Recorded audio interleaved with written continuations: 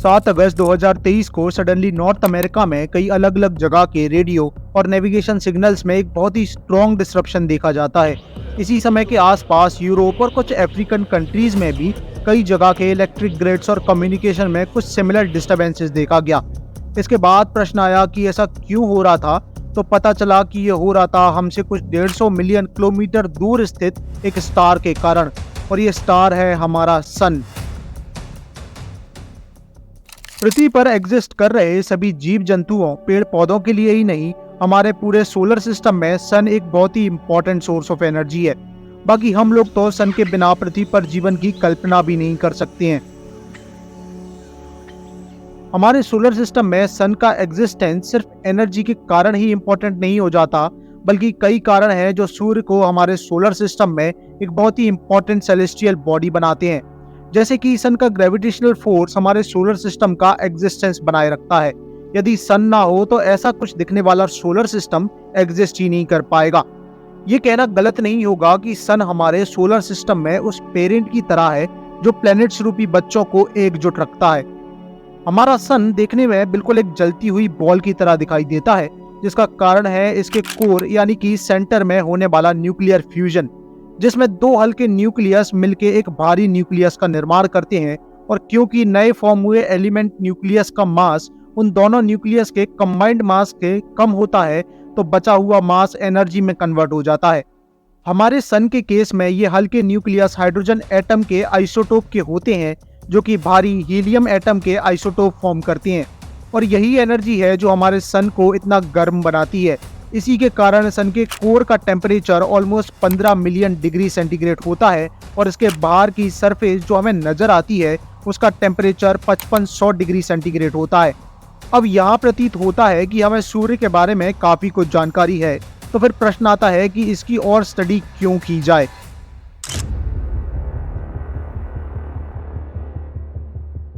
यदि पर्टिकुलरली हमारे solar system के सन की बात करें तो इसके सरफेस में मैग्नेटिक फील्ड्स के डिस्टॉर्शन और आपस में कोलिजन के कारण बहुत सारे ब्लास्ट होते रहते हैं, जिसके कारण कई सारी कॉस्मिक और प्लाज्मा रेज निकलती रहती हैं, जिन्हें हम सोलर फ्लेयर्स बोलते हैं।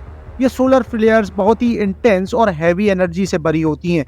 यदि एक कंपैरेटिव आइडिया दूं तो ये एक सोलर फ्लेयर अर्थ पर कई सारे हाइड्रोजन बॉम्ब्स के बराबर है।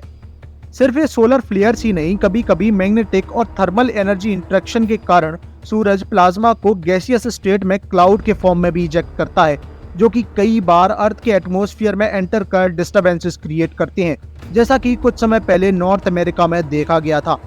अब इस सब कुछ की स्टडी अर्थ पर बनी किसी लैब में टेलीस्कोप की मदद से करना संभव नहीं है, और इसीलिए ऐसी सब स्टडीज और ऑब्जर्वेशन के लिए आदित्य L1 जैसे सोलर मिशंस किए जाते हैं। Next mission is Aditya L1 mission that is getting ready at Sriharikota.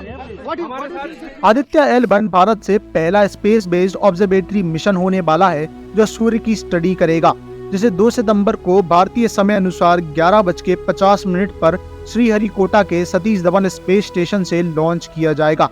इसके सक्सेसफुल लॉन्च के साथ ही भारत भी उन देशों की सूची में शामिल हो जाएगा जिन्होंने सोलर मिशंस किए हैं। अब इसके नाम में जो L1 है, ये दरअसल इसके पोजीशन को दर्शा रहा है।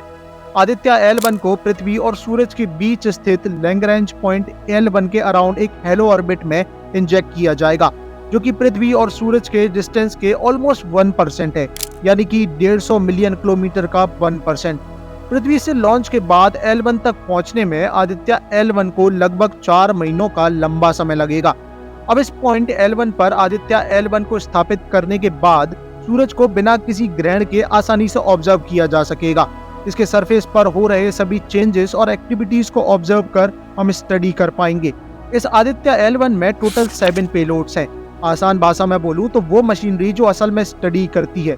इन 7 पेलोड्स में से 4 पेलोड्स रिमोट सेंसिंग या ऑब्जर्वेटरी पेलोड्स हैं, जिनका काम होगा लगातार सन पर हो रही एक्टिविटीज को ऑब्जर्व कर डाटा भेजना, और बचे हुए 3 इनसाइटू पेलोड्स होंगे जो इसके आसपास के एरियल एक्टिविटी जैसे solar winds, particle analysis, magnetic field आदि की स्टडी करेंगे। अब इस पर्टिकुलर मिशन से हमारे सोलर सिस्टम के सन की स्टडी करना तो पॉसिबल होगा ही, मगर साथ ही साथ इस मिशन से की गई स्टडी हमें इस विशाल ब्रह्मांड में एग्जिस्ट कर रहे और भी दूसरे करोड़ों स्टार्स का भी एक आइडिया देगी। मगर स्टिल ये मिशन कोई एक कंप्लीट मिशन नहीं है, जो भी हम मिशन करते हैं ये सभी अपनी कुछ मशीनरी लिमिटेशंस लिए होते हैं। यही कारण है कि हम थोड़े कुछ से सब कुछ एक्सप्लोर नहीं कर सकते हैं, क्योंकि असीमित ब्रह्मांड अनंत संभावनाओं को अपने गर्भ में समेटे हुए है। मगर भविष्य में टेक्नोलॉजी के एडवांसमेंट्स के साथ हम धीरे धीरे सिर्फ सूर्य ही नहीं बल्कि ब्रह्मांड के और भी कई पहलुओं को उजागर कर पाएंगे।